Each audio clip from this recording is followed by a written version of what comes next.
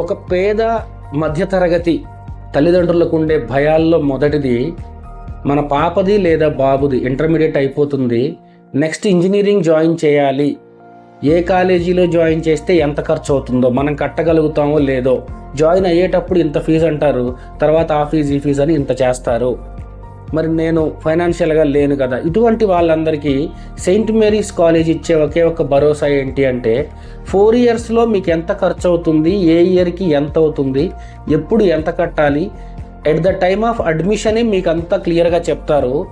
నేను నమ్మకంగా చెప్పేది ఏంటంటే, ఒక పేద తల్లి తండ్రి కట్టుకోగలిగే అంత చాలా తక్కువ ఫీజులో saint Mary's college engineering admission offer చేస్తుంది.